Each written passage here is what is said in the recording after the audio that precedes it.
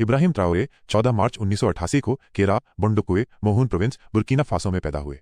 वो एक military officer और बुर्किना फासो के इंटरिम प्रेसिडेंट हैं। उन्होंने 30 सितंबर 2022 को पावर अज्यूम किया, एक कू के बाद जिसमें पॉल हेनरी संडाओगो डमीबा को हटा दिया गया।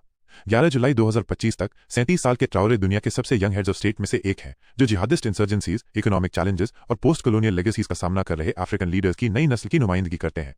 उनका एक छोटे से गांव से प्रेसिडेंसी तक का सफर इंटेलेक्चुअल डिसिप्लिन, मिलिट्री एक्यूमेन और रेवोल्यूशनरी ज़ील का मिक्स है, जो बुर्किना फासो के आइकॉनिक लीडर थॉमस संकरा से इंस्पायर्ड है। ये कहानी ट्राओरे के बचपन, तालीम, military career, political rise, passion और बुर्किना फासो के सोशल, पॉलिटिकल और हिस्टोरिकल कॉन्टेक्स्ट का तफसील से बयान करती है। इब्राहिम ट्राओरे का जन्म बुर्किना फासो के बुकले दु मोहून रीजन के बोंडोकुई डिपार्टमेंट के एक छोटे से गांव केरा में हुआ। ये इलाका ब्लैक वुल्टा रिवर के नाम पर है और ये पूरी तरह से एग्रीकल्चरल इकोनॉमी पर आधारित है, जहां बाजरा, ज्वार और मक्का जैसे क्रॉप्स आवाम की गुजारा जिंदगी का हिस्सा है।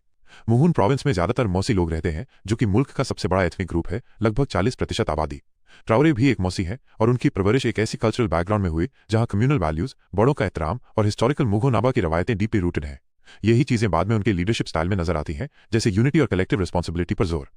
केरा जैसे गांव में मॉडर्न इंफ्रास्ट्रक्चर की बहुत कमी थी, न बिजली, न पक्की सड़कें, न एडवांस हेल्थ फैसिलिटीज। 1990 के दौर में जब ट्राओरे का बचपन गुजर रहा था, रूरल एरियाज में बहुत ज्यादा इकोनॉमिक हार्डशिप था और 80% से ज्यादा लोग सब्सिस्टेंस एग्रीकल्चर में लगे हुए थे। ऐसे एनवायरमेंट ने उनकी वर्ल्ड व्यू को शेप किया और उनको रेजिलियंस और अवाम की मुश्किलात का एहसास दिया। उनके वालिदैन, बहन भाई या घर वालों के बारे में कोई खास पब्लिक इन्फो नहीं है, जो कि उनकी पर्सनल लाइफ से मुतालिक उनकी रेटिसेंस को दिखाता है, जो उनकी डिसिप्लिन पर्सनैलिटी का हिस्सा है। उन्होंने अपनी पहली तालीम बोंडोकुई के लोकल स्कूल्स में हासिल की, जहां जरूरी रिसोर्सेज की कमी थी। 1990 में बुर्किना फासो की एजुकेशन सिस्टम में काफी चैलेंजेस थे। यूनेस्को के मुताबिक उस वक्त प्राइमरी स्कूल एनरोलमेंट रेट सिर्फ 40% था और रूरल स्कूल्स में ट्रेन टीचर्स और मटीरियल्स की कमी थी। ऐसे में ट्राओरे की एकेडमिक सक्सेस उनके डिटर्मिनेशन और कम्युनिटी सपोर्ट का सबूत है। टीचर्स और क्लासमेट्स के मुताबिक वो शांत और बहुत टैलेंटेड थे, जो कि उनकी लर्निंग और लीडरशिप की शुरुआती निशानियां थी। अपने टीनेज ईयर्स में ट्राओरे बोबो दियोलासो चले गए, जो बुर्किना फासो का दूसरा सबसे बड़ा शहर है, जहां उन्होंने लाइसी मिक्सटे दकारविल में सेकेंडरी स्कूल की तालीम हासिल की। ये शहर अपने मार्केट्स, मॉस्क्स और इस्लामिक स्कॉलरशिप के लिए मशहूर है। वहां का तजुर्बा उनके लिए एक डाइवर्स और कॉस्मोपॉलिटन एनवायरनमेंट का सबब बना। स्कूल का करिकुलम बहुत रिगरस था और उन्होंने सीरीज डी बैकलॉरिएट चुना, जो एक साइंस फोकस ट्रैक है, और 2006 में इसे पास किया। ये उनकी टेक्निकल इंटरेस्ट को रिफ्लेक्ट करता है, जो बाद में बुर्किना फासो के माइनिंग सेक्टर, खासकर गोल्ड से जुड़ता है। बोबो दियोलासो की कल्चरल रिचनेस और एंटी कॉलोनियल रेजिस्टेंस के तारीखी पास मंजर ने उनकी पॉलिटिकल अवेयरनेस को जगाया होगा। मोसी, ड्यूला और दूसरे एथनिक ग्रुप्स की डाइवर्सिटी ने उनके अंदर नेशनल यूनिटी की समझ को मजीद गहरा किया। 2006 में उन्होंने यूनिवर्सिटी ऑफ वागाडुगू, अब यूनिवर्सिटी जोसेफ की जर्बो में जियोलॉजी का सब्जेक्ट चुना। बुर्किना फासो की गोल्ड माइनिंग इंडस्ट्री, जो मुल्क की जीडीपी का 10% से भी ज्यादा है, उनके इस डिसीजन को इन्फ्लुएंस कर रही थी। ये सेक्टर एनवायरमेंटल इश्यूज, एक्सप्लॉयटेशन और फॉरेन कंट्रोल जैसे मसाइल का शिकार है, और ट्राओरे का ये सब्जेक्ट उनकी अर्ली सोच को रिफ्लेक्ट करता है कि वो नेशनल रिसोर्सेज को समझना चाहते थे। यूनिवर्सिटी के दौरान वो एसोसिएशन नेशनल दे स्टूडेंट्स दु बुर्किना (ANEB) का हिस्सा बन गए, जो एक मार्क्सिस्ट और एंटी इंपीरियलिस्ट स्टूडेंट ऑर्गेनाइजेशन थी।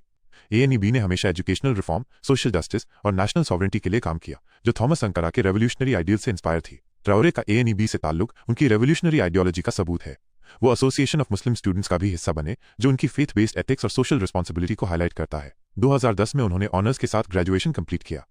ग्रेजुएशन के बाद 2010 में उन्होंने बुर्किना फासो आर्मी ज्वाइन की और जॉर्जिस नमवानो मिलिट्री एकेडमी पो में ट्रेनिंग शुरू की।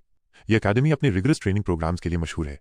ट्राओरे ने वाइस मेजर के तौर पर ग्रेजुएट किया और उसके बाद उनको मोरक्को भेजा गया एंटी एयरक्राफ्ट ट्रेनिंग के लिए, जो कि साहेल रीजन के सिक्योरिटी थ्रेट्स को समझने में मददगार था। 2014 तक वो लिeutenant बन गए थे। उनको नॉर्दर्न और ईस्टर्न बुर्किना फासो में डिप्लॉय किया गया, जहां वो जिहादिस्ट ग्रुप्स जैसे AQIM और ISGS के खिलाफ ऑपरेशंस में शामिल हुए। 2017 में वो पॉल हेनरी दमीबा के अंडर जीबो में तैनात हुए। 2018 में वो UN peace keeping mission in Mali MINUSMA में शामिल हुए, जहां उनको रीजनल कॉन्फ्लिक्ट्स और इंटरनेशनल पॉलिटिक्स का अंजाम देखने को मिला। 2019 में उन्होंने ऑपरेशन ओटापुआनो में पार्टिसिपेट किया, एक मेजर काउंटर टेररिज्म कैंपेन। मार्च 2022 में उन्होंने 10th रेजिमेंट ऑफ कमांड में हेड ऑफ आर्टिलरी का रोल संभाला। जनवरी 2022 में उन्होंने दमीबा लेड कू में हिस्सा लिया, जिसमें प्रेसिडेंट रोच मार्क क्रिश्चियन कबूरे को हटा दिया गया, मगर दमीबा भी फेल हो गया। 30 सितंबर 2022 को ट्राओरे ने दूसरा कू लीड किया और दमीबा को हटाकर खुद को इंटरिम प्रेसिडेंट और supreme chief of the armed forces declare किया। उस वक्त वो सिर्फ 34 साल के थे और दुनिया के सबसे यंग हेड ऑफ स्टेट बन गए।